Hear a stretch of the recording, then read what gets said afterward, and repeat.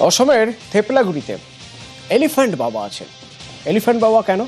না, রোজ আশ্রমে হাতিরা যাওয়া আসা করে, বুনো হাতির দল এই এলিফ্যান্ট বাবার কাছ থেকে কলা খাবেন বলে। কিন্তু বন দপ্তর একেবারে নোটিশ ধরিয়ে দিয়েছে হাতে, আর হাতিদের খাওয়াতে পারবেন না এলিফ্যান্ট বাবা। দরকার হলে 1010 টাকা জরিমানাও হয়ে যেতে পারে।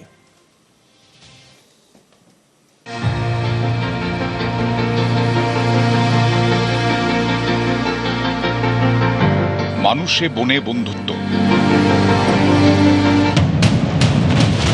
একেবারে জিগরি দোস্ত বলতে যা বোঝায় ঠিক যেন তাই। এতেই সিঁদুরে মেঘ দেখছে বন দপ্তর। উদ্বেগ এমন জায়গায় গিয়ে পৌঁছেছে, শেষ পর্যন্ত নোটিশ দিয়ে সাধু বাবাকে সতর্ক করলো প্রশাসন। বলতে হলো, আর ডেকে ডেকে হাতিদের খাওয়াবেন না, তাহলে শাস্তির মুখে পড়তে হবে। লেঞ্জাৰ পৰা ছাৰ ডিপু ছাৰো আহিছে, লেঞ্জাৰ আহিছে, চব সিহঁতে আহি কাগজটো দি গৈছে। যিখিনি কি কৈছে কৈছে আৰু যদি ফল মূল খুৱাই যদি আৰু ভিডিঅ' যায় তেতিয়া 10 বছৰৰ কিবা হ'ব আৰু জেল হ'ব বুলি। হয় হাতি, হয় হোমোসাপিয়েন্স, অর্থাৎ যিনি কিনা জ্ঞানী ব্যক্তি। ভয় ডর সরিয়ে রেখে যে ব্যক্তি এমন নিঃস্বার্থভাবে বনের পশুকে খাওয়াতে পারেন, তার মনের উদারতা নিয়ে কোনো সন্দেহ নেই।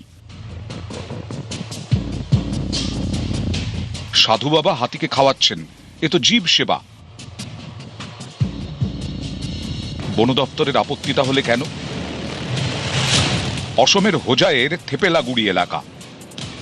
এখানে বনাঞ্চল ঘেঁষে রয়েছে কালভৈরব ডঙরিয়া বাবার আশ্রম। খাবারের টানে সেই আশ্রমে হাতির দলের নিত্য যাতায়াত। আশ্রমের পুরোহিত গৌরাঙ্গ দাস গত 6 বছর ধরে হাতিদের এভাবেই খাইয়ে চলেছেন। এ যেন রিয়েলের হাতি মেরে সাথী। গৌরাঙ্গ এক ডাকেই হাজির হয়ে যায় বুনো হাতির দল। বনের ভেতর থেকে শটান আশ্রমে চলে আসে তারা। সাধু বাবার হাত থেকে খাবার খেয়ে আবার শান্তভাবে নিজের ডেরায় ফিরে যায়। একটা হাতিকে দিয়ে শুরু হয়েছিল এই বন্ধুত্ব, বাড়তে বাড়তে এখন হাতির দল।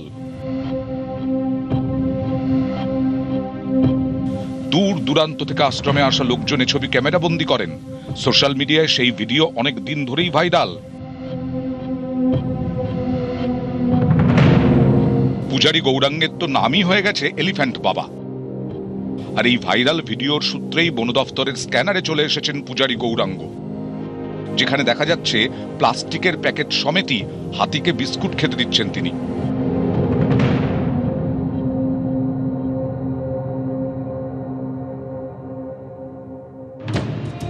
এই ভিডিও নজরে আসতেই গত 7ই অগস্ট গৌরাঙ্গ দাসকে নোটিশ পাঠিয়ে সতর্ক করে বন দফতর।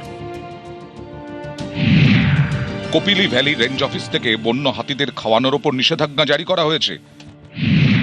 না মানলে 10,000 টাকা জরিমানা। আপুনি কি কৰে এতিয়া? আমি একো নকৰোঁ আৰু এতিয়া। বিস্কুট খাইছিলে পলিথিনত বিস্কুট খাইছিলে, পেকেট পেলাই দিছে, মানে আনি ৰাইজে পেলাই দিছে, খাইছে। এইটোৱে মানে আমাৰ ওপৰত প্ৰেছাৰ আহিছে। এশিয়া ও আফ্রিকার মহাদেশে হাতিদের দুরবস্থার কথা বিবেচনা করে তাদের সংরক্ষণের জন্য 12ই অগস্ট দিনটি আন্তর্জাতিক হাতি দিবস হিসেবে ঘোষণা করা হয়েছে আগেই। সেই আন্তর্জাতিক হাতি দিবসের আগেই কড়া পদক্ষেপ করেছে অসমের বন দফতর। অসমে বন ও লাগোয়া জনপদ এলাকায় মানুষ হাতি সংঘাত কোনো নতুন ঘটনা নয়। থেপেলাগুড়ির গা ঘেঁষে রয়েছে কুমুরটকা সংরক্ষিত বনাঞ্চল। বন দফতরের তরফে নোটিশ দিয়ে সতর্ক করে বলা হয়েছে, বন্য প্রাণীদের রোজ খাবার দিলে তাদের স্বাভাবিক আচরণ বদলে যেতে পারে। মানুষের সংস্পর্শে অভ্যস্ত হয়ে পড়লে হাতির পালের লোকালয়ে আসার প্রবণতা বাড়বে। ভবিষ্যতে বড় ধরনের মানুষ হাতি সংঘাতের ঝুঁকি তৈরি করতে পারে। বিশেষজ্ঞরাও মনে করেন, বন্য প্রাণীদের বন্য অবস্থাতেই থাকতে দেওয়া উচিত। সংরক্ষণের স্বার্থে প্রকৃতির নিয়মকে সম্মান জানানোই শ্রেষ্ঠ।